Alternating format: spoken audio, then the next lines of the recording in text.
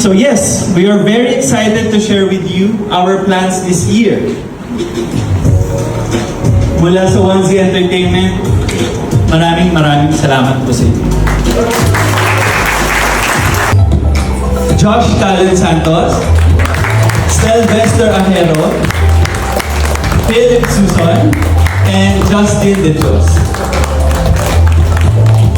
26, 1Z Entertainment continues its upward trajectory, reinforcing its commitment to developing world-class talent and artists. 26, 1Z Entertainment continues its upward trajectory, reinforcing its commitment to developing world-class talent and artists. Amplify the reach with dynamic hosts that engage millions of followers across platforms.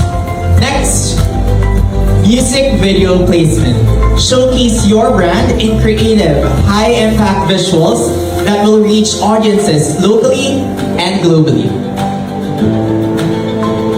Gusto namin yung culture i-connect sa lahat ng sector, fashion, language, products, experiences, places, ano ba, tawag dyan? Ano ba yung tawag dyan? Tourism, lahat po yan gusto namin i-connect sa artist po namin. Nang sa ganun, makilala talaga yung kulturang Pinoy. Pero saan po papasok yung mga brands nun, di ba? Parang it's about culture. It's also commerce. So, di ba, through our artists, with a collaboration, meron tayong pwedeng mag-build na talagang pwede natin ipagmalaki sa buong mundo. So, right now, ginawa po namin itong trade launch na to, hindi po para maghanap lang ng sponsorships.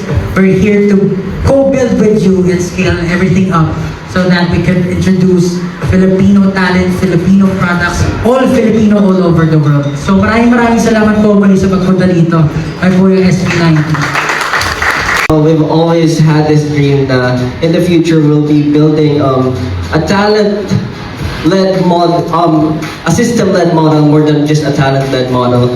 So for us, the system infrastructure, maybe yung mga nakita nyo is what we have done and what we have been doing for this year. But for our roadmaps, we haven't been able to plot it and you haven't seen it. But soon, everyone and everything here in 1Z will be under one roof, from vertical integration to talent development, and syempre, to us to be a global cultural export.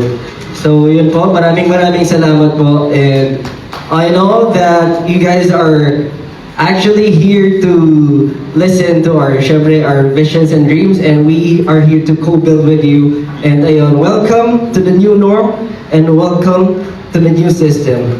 Welcome to the zone.